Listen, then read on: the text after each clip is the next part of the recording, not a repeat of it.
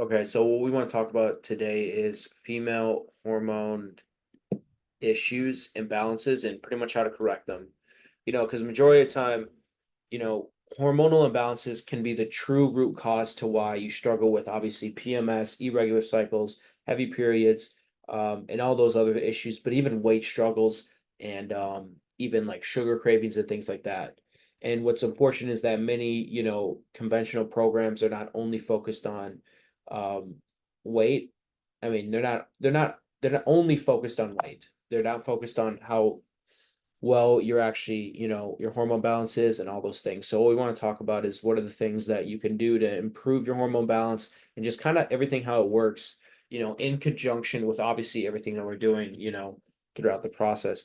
To begin with, obviously, um, hormones are always fluctuating if obviously as a female, because unless we're talking about, menopause and those type of things, which we'll get into, but obviously your hormones are always cycling throughout the month. And this is why more women than men are on more mood altering mind medications. Okay. Like we're talking about SSRIs, antidepressants, and those type of things. So this is why they're on more because I mean hormones are reflect on the way that you think, feel, and experience the world.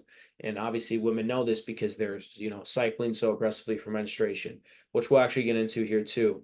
So, first, let's actually establish, hormone. Obviously, your hormones run, your cognition, your mood, your energy levels, um, you know, and so much more.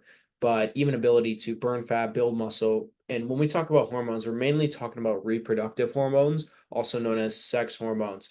Okay, because you have hormones like cortisol and thyroid hormone and insulin hormone.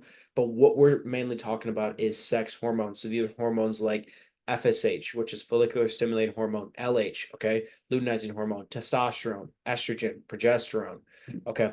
DHEA is another one. Okay. These are all hormones that help with your reproductive system. So obviously there's, three main phases of your menstrual cycle as a female. Okay. You have follicular phase, um, ovulation, and then you have luteal phase. So with the follicular phase, obviously it's the first day of your period until ovulation. So what we really want to get at right now is that the follicular phase, there's a ton of different sciences and you can tack it different ways. But what I really want to focus on is that right now in follicular phase as a female, when you are in that, your estrogen, you pretty much have high estrogen levels, FSH levels, testosterone levels, and LH levels. So this is important to know because this is when you feel your strongest, have the most energy, and can just do a lot more, in your day-to-day life. Okay, and then obviously as we get into ovulation, that's pretty much where there's a spike in the LH and estrogen. Okay, so it spikes even more to obviously trigger the release of an egg for fertility things. And then you go into luteal phase, which is pretty much the last phase of the cycle, which is pretty much a decline in the estrogen and the LH, and then a incline in progesterone. Okay. So with that being said, though, we want to think about it as there's a spike in, FSH, LH, and estrogen. And then during ovulation, well, going into luteal phase, pretty much, because then you ovulate anyway. And then going into luteal phase, there's a decline in the estrogen and FSH and LH, and then there's a release of progesterone. But if you're someone that struggles with PMS, your cycles are heavy, or you're missing a cycle, then that didn't happen. All right, there was something that didn't happen due to some external environment. Because what we should know is that hormones are influenced by the environment. So this is why if you just manipulate a hormone, you don't fully correct the issue and you still struggle sometimes because it isn't actually fixing what the root cause is of the hormonal issue. Okay. So obviously there's FSH, LH, testosterone, estrogen, progesterone. So FSH is actually a hormone secreted by the pituitary gland. Okay, so it's actually coming from your brain. Okay, so FSH signals to your ovaries to produce the hormone. Same with LH. Okay, it's produced by the pituitary gland. Okay, these are both pretty much hormones made in the brain. So you can only imagine what can happen when you deal with high stress, emotional stress, chemical stress, physical stress. Your brain then perceives that stress, and then it'd be no wonder why you wouldn't be able to produce as much FSH and LH. What then happens is that since you can't produce enough FSH and LH, Okay, it messes up the cycle, but how does it do that? Well, it doesn't trigger the release of eggs for an ovulation. So what then happens? You produce ovarian cysts. This is how PCOS happens. But this is also how estrogen dominance happens, and then low progesterone happens, which we'll get into here next. So there's all different types of hormonal imbalances. Okay, there's obviously estrogen dominance being the highest one. Okay, meaning you have an overabundance of estrogen or you have too low progesterone, which is normally, the same thing, obviously. But what actually causes you to have high estrogen that then can cause, a messed up cycle? Okay, because some of the common symptoms of having the high estrogen, if you're estrogen dominant, is obviously PMS is a big one. Okay, because you're not getting rid of the excess estrogen out of your body properly. You also have, insomnia because you're not releasing enough progesterone. Okay, you also have, back pain. You also have, migraines and headaches because progesterone helps with cerebral flow, which is pretty much blood flow to the brain. So obviously diets rich in sugar, redefined carbohydrates, okay, and then obviously excessive caffeine all stimulate your HPA axis, which is pretty much your hypothalamus pituitary adrenal axis, okay, and also obviously high sugar. Okay, sugar can feed into the candida of a gut if you are struggling with any type of gut issue, which we'll get into here, or if you're struggling with, insulin resistance, which we'll get into how insulin resistance plays with hormonal issues and even cycle issues. But if you're dealing with any of these things, obviously it would drive up estrogen in the body. Obviously, stress, because if what we just talked about is if you have too much stress, then FSH, that one hormone that signals from the brain to your ovaries, and then LH, which also does so, wouldn't be able to actually get properly there. And then we always talk about liver detoxification. So if you're not able to actually excrete excess estrogen out of your body, because excess estrogen leaves through the liver, if you're not able to properly do that, then it recirculates back into the body. And then obviously there's an overabundance. Now you have estrogen dominance. Next is environmental pollutants, hormone disrupting chemicals. Obviously, BPA is the huge one. Let's talk about plastics. If we're always drinking out of plastics, touching plastics, wearing different things, it all acts like the hormone itself. So then it increases that hormone inside of our body, and then we have an overabundance of estrogen. Okay, obviously, if you're constipated, that means that you can't get toxins out of your body. You can't, excrete them out of your body. So then what happens? Well, it stays in there. Okay, well, obviously, it's pretty straightforward. It stays in there. What do you think happens? There's an overabundance of estrogen. Okay, poor gut health. If there's, SIBO or, fungus overgrowth, or if there's leaky gut, all these things can inflame the ovaries. Okay, it can also cause, different types of uh, cortisol issues even too, which is wild. And then obviously lack of exercise. You ain't moving, you can't get insulin produced throughout the body, and then you're not able to actually, properly ovulate. And so, chronically high levels of estradiol levels may contribute to breast, ovarian, adrenal, and uterine cancer, obviously, endometriosis, PCOS, and even insulin resistance. Yeah, like I said, some high ones there. So, like we we're just talking about, so what are some things that we actually focus on here that focus that? So this is why we want to eliminate obviously added sugars in the beginning through our diet. We don't want to have a lot of added sugars, or really added sugars in general. I mean, as you know, Americans take in like 34 pounds of sugar a year, I believe is what they, but I might be wrong on that. But nonetheless, obviously sugar is addictive. It causes obviously insulin resistance, which then can cause these issues as well, because insulin, if you are insulin resistant, it increases this enzyme called aromatase.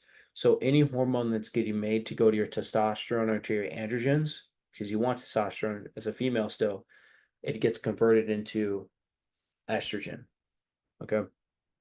This is why balancing blood sugars is huge as well.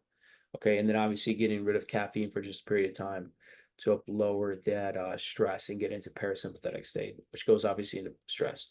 And then we obviously know using things like the Metapure and then citrus veggies and coniferous veggies all really do help with that liver detoxification process. If we are able to, properly open up your detox pathways, you're able to excrete those excess estrogens out of your body, obviously through urine, stool, sweat, and all those. And then obviously supporting, different lymphatic system work is actually what we're also doing. and then obviously supporting, nutrient status and hydration status to help with the constipation, and then getting proper exercise. So this is why people see improvements within days, weeks, or whatever. That's why you guys really do, because we're doing a lot at once. We're doing all these things which also eliminate the excess estrogen, which a lot of the time, sometimes that excess weight that an individual has is not excess just fat tissue. Well, it is, but it's toxic tissue that could be estrogen as well. Okay.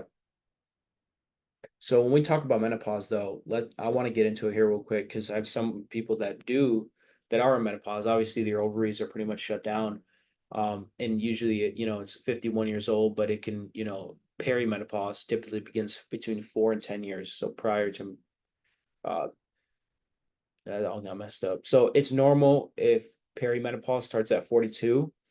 Okay, and obviously perimenopause starts with a steady decline in progesterone and typically is the first symptom. So what I mean by that is that if you are in, perimenopause, what we really focus on is your ability to still have, good detoxification process for your excess estrogen, but then also naturally supporting your progesterone levels and even your adrenal glands. Because obviously, as you're going into menopause, you don't make hormones from your ovaries anymore. You make them from your adrenal glands.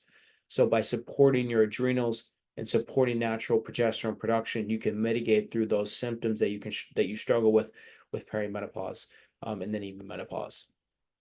And then obviously a lot of those, hot flashes and things like that, the physical symptoms of menopause are pretty much mainly due to fluctuating estrogen levels. Okay, high, low, you know, a main indicator, with lower estrogen levels is like pretty much pain during sex is a big one because you're not able to have, the right uterine lining.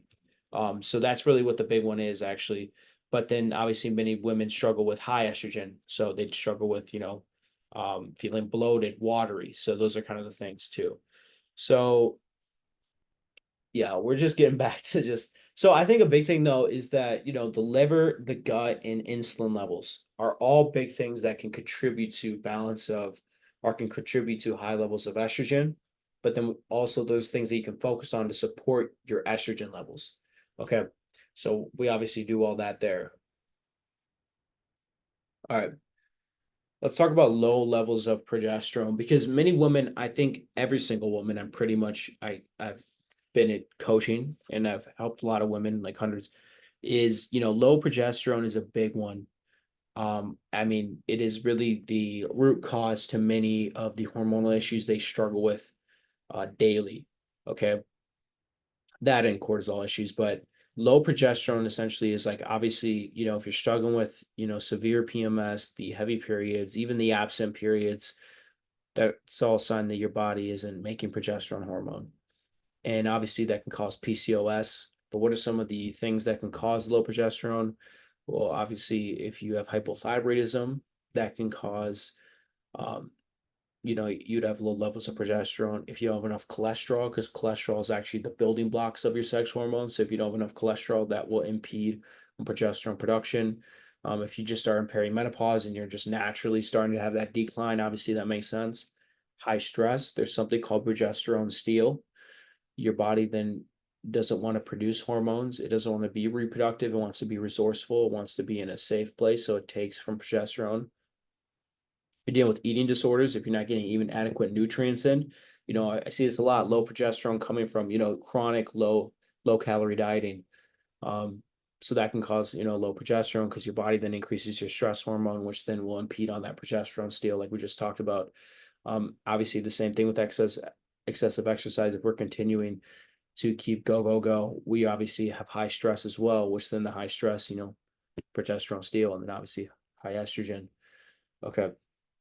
So what I want to talk about is the insulin female connection. This is why insulin is so important when we are, trying to balance our hormones and getting the body back into optimal function. Is because when insulin levels are high, due to so many different things, the diets, the high stress, it's always stress, right? It's high stress, gut issues, even leaky gut, and then just general inflammation, even from toxins in our environment. When our insulin levels become high from all those things, okay, it can drive estrogen dominance by activating the enzyme aromatase, which is responsible for converting your testosterone into estrogen. Okay, so another thing is that your aromatase enzyme is also found in fat cells. So this is why women who are overweight or have excess body fat are more prone to conditions related to estrogen dominance. Okay. That's why you see a lot of women that struggle with weight issues. They got all these hormone issues because they have the increase of the aromatase enzyme. Okay, so with excess estrogen, the body sends signals to the brain. So this is another thing. So insulin causes aromatase, which then increases estrogen. Now, since your body does already has, now since your body has so much estrogen, sorry, now you have so much estrogen, your body thinks you don't need it anymore. So when the brain perceives that there's sufficient estrogen in response, the hypothalamus tells the pituitary gland to reduce FSH because it's like, I don't need this anymore. Okay. Your body is like, I don't need to produce any more hormone because I already have enough hormone. But remember, the hormone is an actual hormone because it's in fat tissue or it's from insulin resistance. Okay. So obviously, if you're not able to actually have that signal from the hypothalamus to the pituitary for you to actually produce that hormone FSH to your ovaries to obviously do its physiological function, it obviously can lead to the formation of cyst. Okay. Another thing is the cortisol female connection. So when the body perceives high levels of stress, it prioritizes survival over reproduction. Understand that. If we understand that if we are in a very stressed state, our body only wants to survive. It doesn't want to reproduce. It doesn't want to lose body fat. It doesn't want to increase hormone production. It doesn't want to build muscle. It doesn't want to do any of that. It just wants to stay alive. It wants to prioritize survival. So obviously this disrupts something called the HPO axis, which is your hypothalamic pituitary ovarian axis. Okay, which obviously regulates the female reproductive system in its entirety. Okay, so pretty much I want very, very plain and simple. You get so much stress, your body's like, I can't produce hormones right now. I have to survive. So it shuts down its production to make hormones. So then obviously you're not actually adequately having the right ovulation. And then obviously that leads to a lot of issues like imbalance of estrogen progesterone, which then what we just talked about leads to high estrogen, low progesterone. Okay, it can also lead to ovarian cyst. It can also lead to higher androgens. Okay, which also comes with ovarian cyst. So that means that you have higher testosterone levels or androgen levels, which then causes those male characteristics, and then obviously all the PCOS symptoms. So those are the big things here to understand. So how do we actually solve some of these things? Well, with the insulin female connection, we really want to make sure we keep our insulin level stable. We're making sure that our glucose postprandial readings, our fasted readings are, in a curve, are heading towards the right direction for us.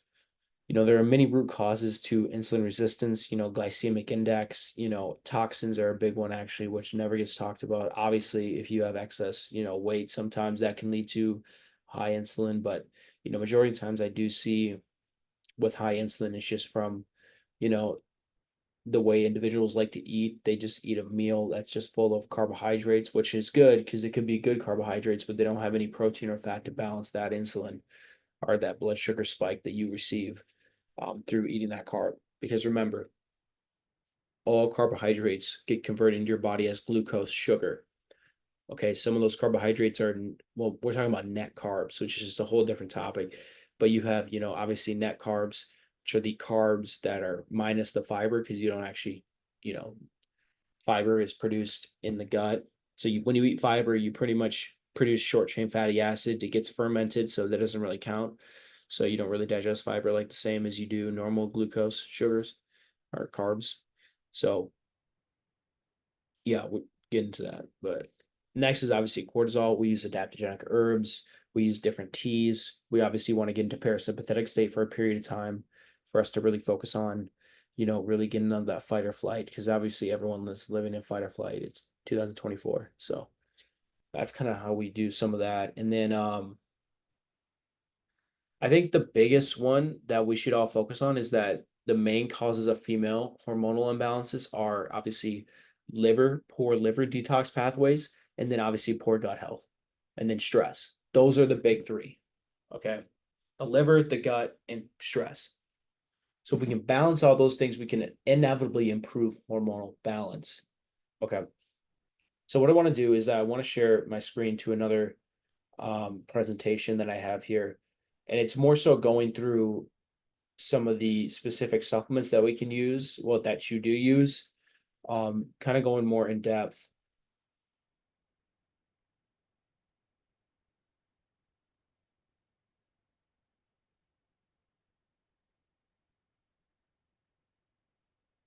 Let's see.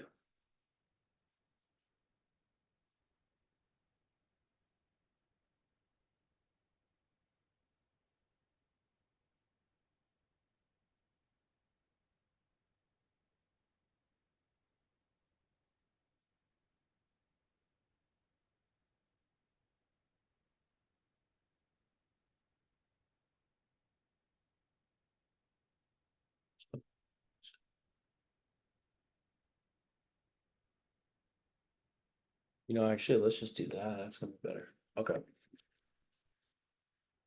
So what I want to do is I actually just want to type this out because I think this is going to be big. So what we want to do is we just went through all this educational stuff just so you can actually have the solid foundation to now build off of. So what we know is that when we focus on, reducing stress, so when we focus on reducing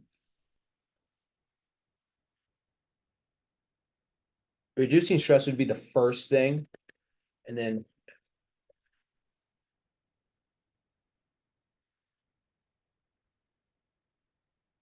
improving stress, reducing stress, and improving liver pathways. These are the two top things to do when we are balancing our hormones. And this is what we do to balance our hormones first. We obviously want to reduce stress. Okay, get into parasympathetic state. Okay, get out of rest, get out of fight or flight. And yeah. So how can we do this? Well, majority of the time, what I was talking about last time, we learn to say no. We want to focus on adaptogen herbs. So this is why we use like 40s, Adrenal Stress Pro, and some use herbal adrenal. Oh man, I can't even type.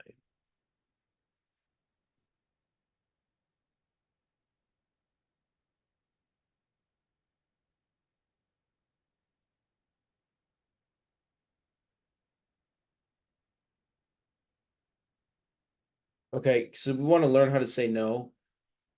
Okay, obviously adaptogenic herbs, and then the thing is that most individuals don't know that stress depletes minerals. Okay, especially zinc, magnesium, and a lot of B vitamins. Okay.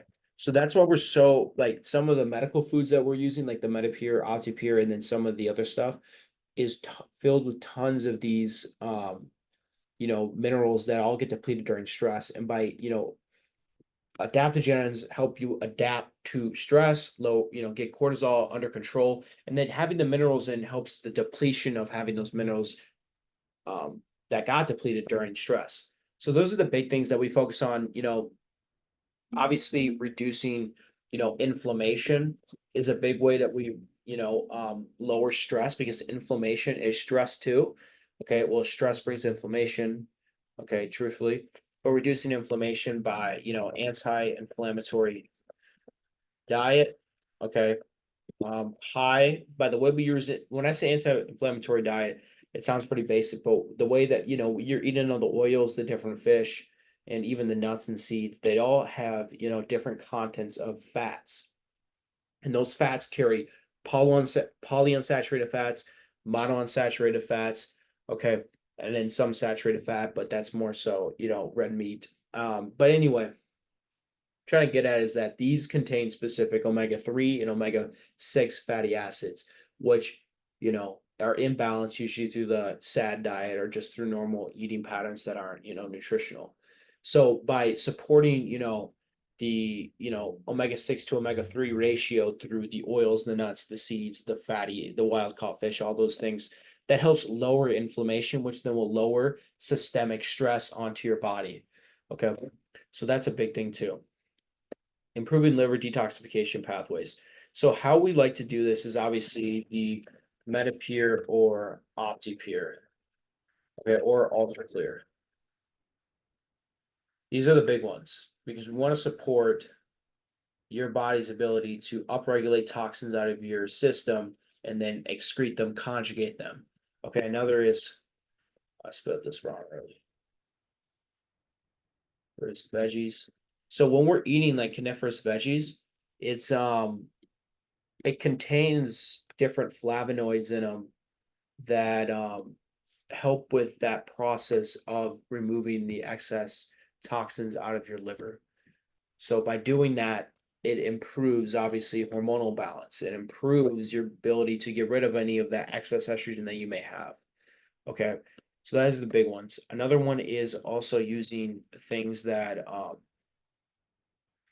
very antioxidant like. So, we use things like the actual fish oil supplementation. Okay. And then even things that are like estrocord. Okay. Because estrocord has some of those key constituents that come from the fruit. It also has some things like something called calcium D-glutarate, which actually helps you get rid of that any of that toxic um estrogen that may be accumulated inside the liver. Okay. Next thing that really focuses on improving, female hormonal sex hormones, female sex hormones for reproductive health or for just overall health. To do that is obviously removing toxins or endocrine disruptors. So this is pretty much like switching from, plastic to um, pretty much glass. So those are big one. Um, Try and do your best with household products. So everyone knows I have a whole section on the sheet that says low toxic living. So you have things that you can scan, you have different sheets to look at. So that's a big part of this too. Because obviously it's not only correct impacting hormonal levels, it's impacting, everything else, throughout the whole body. Okay. And then the biggest thing is also balancing insulin levels, also known as blood sugar. So if we can focus on balancing our blood sugar by, getting enough sleep, yes, that's correct. Getting enough sleep.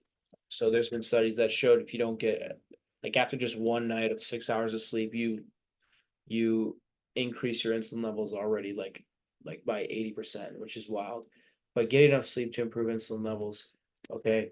You know, eating when I say balanced meals, just making sure that you're eating with a carb and a fat, unless you're doing, my process of the flush, but eating balanced meals. But what I want to say is that when we're looking at blood glucose and we're looking at insulin levels, and I don't want to carbohydrates are not the enemy. It's normally the inflammation that is the issue. That's a whole topic for another time. Okay, but also removing toxins, which we do kind of from up here. Okay. And then using supportive supplements like GDA Max. This is a glucodisposal agent that individuals can use to help with balancing blood sugar levels. But all in all, this is pretty much how we get rid of and we start the process of fixing hormonal issues and actually getting to the root cause of it.